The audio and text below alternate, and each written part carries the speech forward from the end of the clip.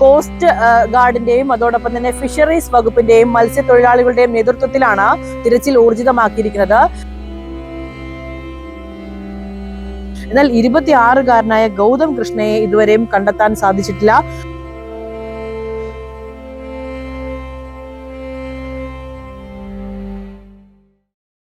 നീണ്ടകര അഴിമുഖത്ത് നിന്നും കാണാതായ ഗൗതം കൃഷ്ണയ്ക്ക് വേണ്ടിയിട്ടുള്ള തിരച്ചിൽ ഇപ്പോൾ 8ാം ദിവസവും പിന്നിടുകയാണ്. കോസ്റ്റ് ഗാർഡിന്റെയും അതോടൊപ്പം തന്നെ ഫിഷറീസ് വകുപ്പിന്റെയും മത്സ്യത്തൊഴിലാളികളുടെയും നേതൃത്വത്തിലാണ് തിരച്ചിൽ ഊർജിതമാക്കിയിരിക്കുന്നത്. ഇപ്പോൾ ഞാനുള്ളത് നീണ്ടകര ഹാർബറിന് സമീപത്താണ്. ഈ ഹാർബറിന് സമീപത്തെ അഴിമുഖത്താണ് വള്ളം മറിഞ്ഞ് കഴിഞ്ഞ ജൂലൈ 31-ന്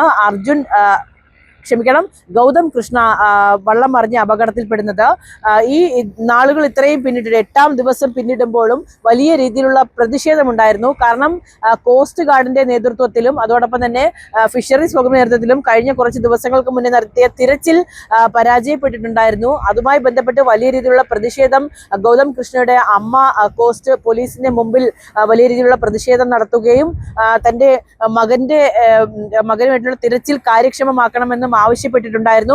ഏതായാലും ഇപ്പോൾ ഈ അഴിമുഖത്ത് തന്നെ വള്ളം മറിഞ്ഞ ഭാഗത്ത് കോസ്റ്റ് ഗാർഡിന്റെയും അതോടൊപ്പം തന്നെ ഫിഷറീസ് വകുപ്പിന്റെ നേതൃത്വത്തിൽ നടക്കുന്ന തിരച്ചിലിന്റെ ദൃശ്യങ്ങളാണ് ഈ കാണുന്നത്. കഴിഞ്ഞ ജൂലൈ 31-നാണ് ഈ നീണ്ടകര അഴിമുഖത്ത് നിന്നും മത്സ്യബന്ധനത്തിനിടെ മയാമി എന്ന വള്ളം ശക്തമായ തിരയിൽപ്പെട്ട് മറിഞ്ഞത്. ഈ വള്ളത്തിലുണ്ടായിരുന്നത് 14 പേരായിരുന്നു. 11 പേരെയാണ് രക്ഷപ്പെടുത്തിയിരിക്കുന്നത്.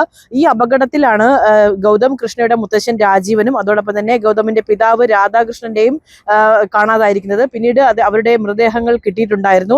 എന്നാൽ 26-കാരനായ ഗൗതം കൃഷ്ണയെ ഇതുവരെയും കണ്ടെത്താൻ സാധിച്ചിട്ടില്ല. ഗൗതമിന് വേണ്ടിയുള്ള തിരച്ചിലാണ് ഇപ്പോൾ പുനരാരംഭിച്ചിരിക്കുന്നത്. ഗൗതമിനെ കണ്ടെത്തണമെന്ന് ആവശ്യപ്പെട്ട് ഗൗതമിന്റെ അമ്മ രേഷ്മ നീണ്ടകര കോസ്റ്റൽ പോലീസിന് മുന്നിൽ കുത്തിയിരിപ്പ് സമരം നടത്തിയിട്ടുണ്ടായിരുന്നു. വളരെ വൈകാരികമായി തന്നെയായിരുന്നു അത്തരം ആ ഒരു ദൃശ്യങ്ങളൊക്കെ നമ്മൾ പകർത്തിയിരുന്നത്. ഇതിനെ തുടർന്ന് സംസ്ഥാന ഫിഷറീസ് മന്ത്രിയും കേന്ദ്രമന്ത്രി സുരേഷ് ഗോപിയും ഇടപെട്ട് തിരച്ചിൽ വീണ്ടും ശക്തമാക്കാൻ നിർദ്ദേശം നൽകിയതായിരുന്നു.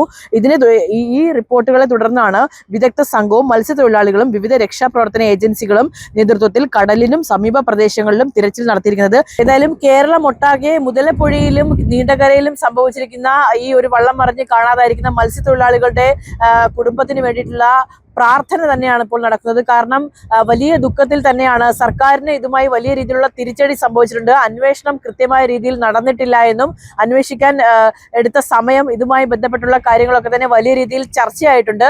ഏതായാലും കേരളം മുഴുവൻ ഈ വലിയ രീതിയിലുള്ള ഒരു ദുഃഖം സമ്മാനിച്ചുകൊണ്ടാണ് ഈ പെരുമഴക്കാലം കടന്നു പോകുന്നത്. അതുകൊണ്ട് തന്നെ ഇവർക്കായുള്ള തിരച്ചിൽ എത്രയും പെട്ടെന്ന് ഊർജിതമാക്കണമെന്നും എത്രയും വേഗം ഇവരെ കണ്ടെത്താൻ കഴിയണമേ എന്നുമാണ് ഞങ്ങൾ പ്രതീക്ഷിക്കുന്നത്. ക്യാമറമാൻ വിപിൻ വേണുവിനൊപ്പം ബിലുവനിത്സൻ, വിസ്മയ ന്യൂസ്.